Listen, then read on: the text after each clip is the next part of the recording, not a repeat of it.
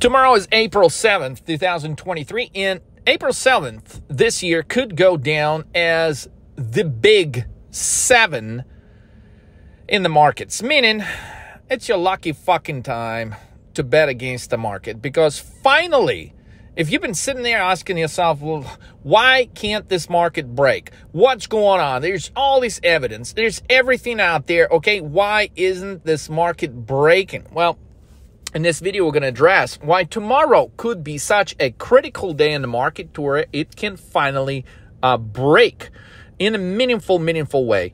And exactly what we would call that here at 13 Market Moves is a move expansion. Move expansion. Tomorrow, 8:30 job report. We are expecting the market to initially bounce, followed by a huge sell-off, leading us to a gap down when the markets open for trading on Monday. I know it sounds ridiculous because, Leo, who in the world would think the market could drop on Easter? Well, this is your moment as a trader if you have signed up with 13 Market Moves to trade options on futures. This is your golden moment because the market will be closed tomorrow, but this is your golden egg opportunity this Easter weekend to capitalize on a beautiful gap down in the markets between Friday tomorrow. Again, for those of you that are new, the market is closed, yes, but futures are running, and we can trade options on futures. And guys, if you missed the last 700 videos we've posted here on this channel, is you probably still don't know how the fuck you can place unlimited trades even if your account is under 25K without being subject to PDT requirements. Give us a call today if you still don't know how the hell to do that. But for those of you who know, let's move on. So the job number 8:30 tomorrow. And this is a very critical job number. That's why I call tomorrow the Big 7. The Big 7, April 7, 2023. Because there are moments in the market, let me break this down. There are moments in the market where good things are bad things, where bad things are good things. And I believe we're at a point where bad things could actually mean bad things. So, for example, you've often seen a stock that reports great earnings, okay, and instead of moving higher, what does it do? It drops like a rock. You often have situations in the market where the company announces bad earnings, it loses money, and yet you are sitting there wondering, what the hell? How can this thing be moving higher? So sometimes it happens for various reasons, but in this particular case, with a couple of examples I have just given you, okay, it means that there were certain expectations, okay? In the first event, when the stock sells off on good news, well, certain institutional investors are using the moment to unload the shares while there is demand, okay, without really moving the stock in a crazy way. In the second example, well, maybe the expectations were much worse. So when the company actually reported bad earnings, bad results, the company share price is actually going higher because, well, it wasn't as bad as feared, right? So you have multiple situations where, you know, it's not the information that we need to be paying attention to as traders, but it's the reaction of the market to the information that gets you paid. So in this particular moment, we are shifting from a time frame where recently bad news is good news, meaning that if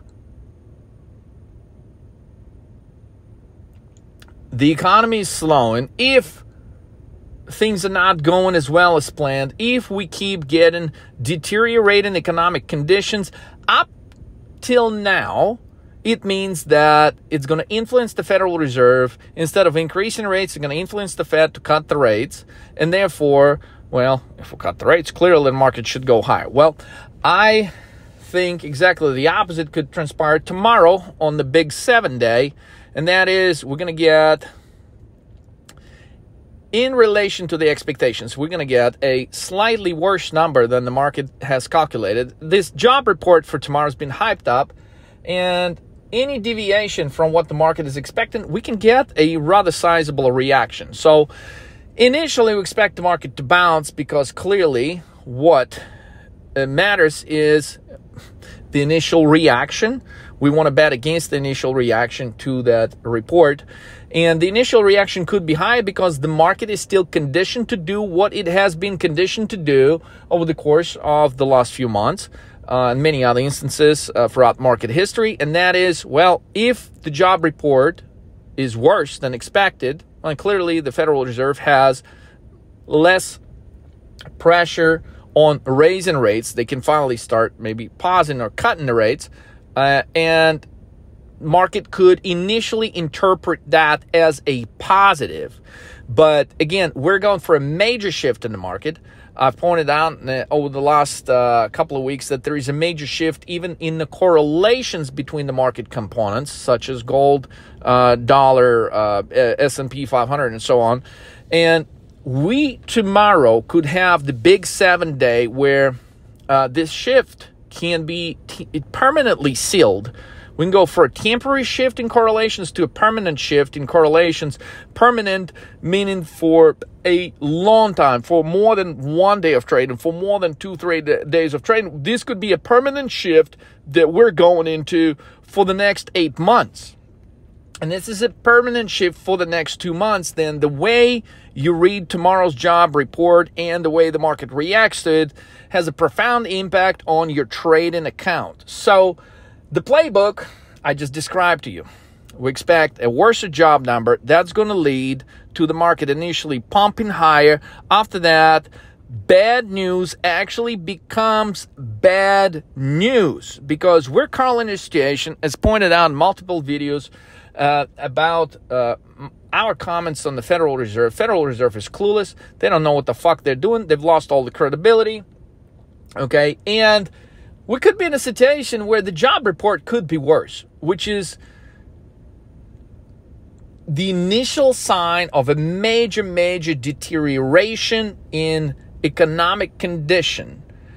And at the same time, we could have a situation where Federal Reserve could still be raising rates. I mean, we had this one of the Federal Reserve guys in the last 24 hours saying that, hey, we're still gonna, Williams. He basically said, well, we're still on track to raise rates. We're gonna get this inflation under control. It's gonna go down to 2%, and until it hits 2%, we're not gonna slow down on the rate hikes. Now, this guy needs to belong in a fucking mental institution, okay? Who the hell thinks ever that the inflation is ever gonna go to 2%? Which fucking planet is this guy from? So forget about 2% inflation. It is impossible. It is impossible for the multiple reasons stated in multiple videos lately that United States dollar is going to fucking collapse. So it is impossible to control the inflation because dollar is no longer a reserve currency. There's many billions of dollars in transactions that are taking place right now in the world that used to take place with dollars. Now they're being transpired with multiple currencies belonging to multiple different nations all across the world. This deterioration in dollar is not yet visible on the chart. Yes, the chart does not look bullish by no means, but it certainly is not collapsing yet, which creates one of the greatest trading opportunities of our time. So, guys, basically, if you put the dominoes together, this is what has transpired this week, just to keep you in the loop real quick, and I'm going to spiral and connect all the dots together here for you. For the longest time, industrials were the favorite bet in Wall Street. Stocks like Caterpillar could do no wrong.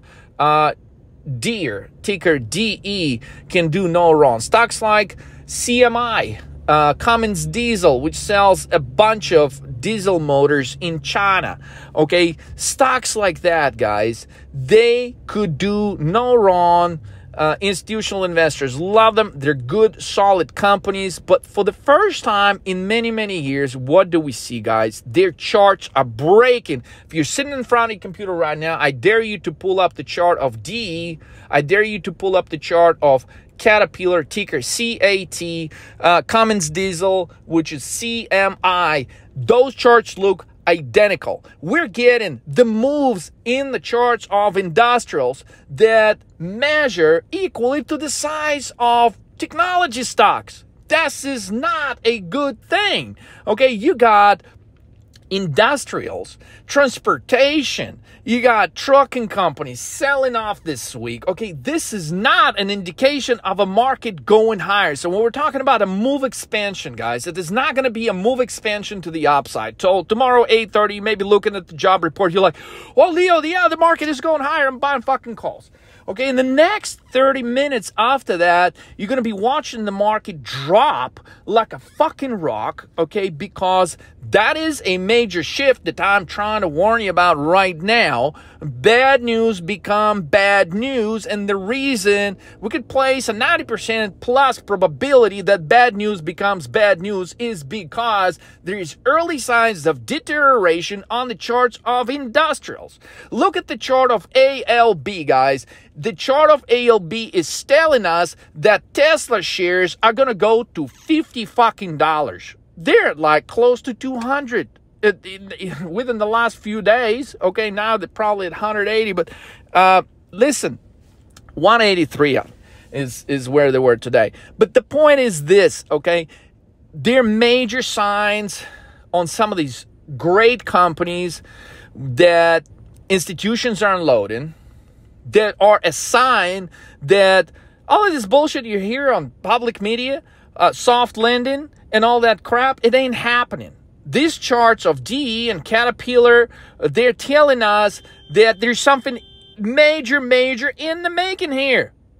Major, guys. This is not something to be taken lightly. We have institutional investors unloading fucking shares of some of the greatest companies, okay, that are solid companies, that are making money, that have been around for hundreds of years, that they're solid companies, and yet they are dropping 10-15% within a couple of trading days.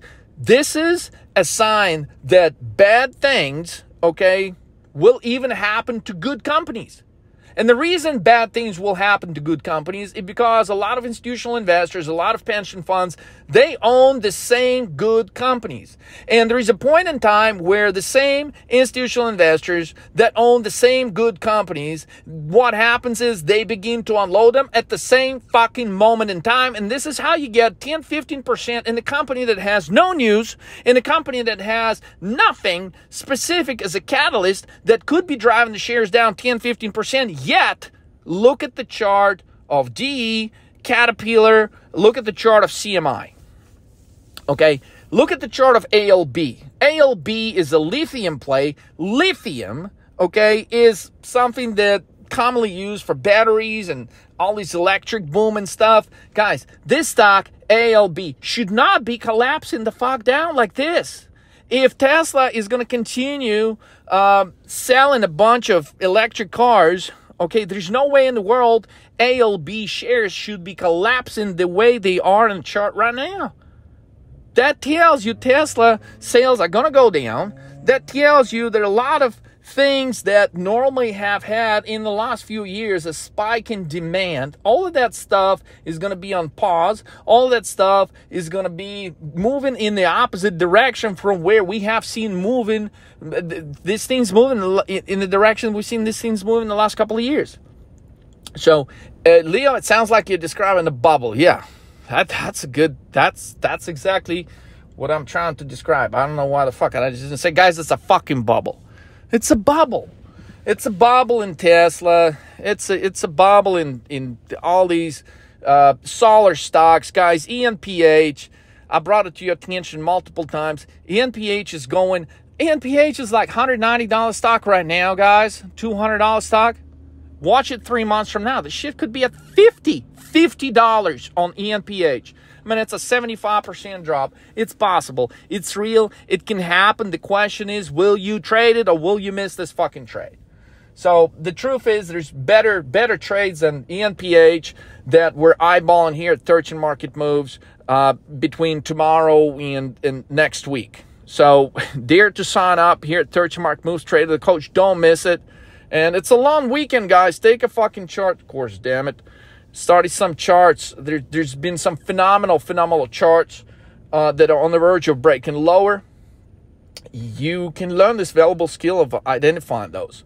But I promised that I was going to help you connect the dots. So what I described to you just now between DE, Caterpillar, some of the other industrial names, ALB, they all portray a potential drop in demand. And the banks, the institutional investors, are not waiting for more bad news to come out at this point. They're just simply just unloading these good stocks. They're unloading good stocks at the same moment because they see a sign of a major deterioration coming. Right now, we're in the early stages of deterioration. Like diesel comments like CMI trades at $220 today. I mean, this could be a $70 stock by October this year. I mean, this could be a 70% drop. This could be a 60-70% drop in CMI, guys. So, I mean, these are the kind of crazy, super crazy trading opportunities we're talking about. They all going to materialize. But we clearly see that the banks are getting out of these industrial names. They're getting out of transports. They're getting out of stuff, out of stocks that produce raw materials for solar companies, for Tesla. And that speaks to us that all these institutional banks and pension funds, they're not expecting a soft landing. They are unloading these shares at the speed of light. Now, needless to say, okay, you've already witnessed sharp drop in fucking banking stocks. Okay, now you're witnessing sharp drop in industrial stocks.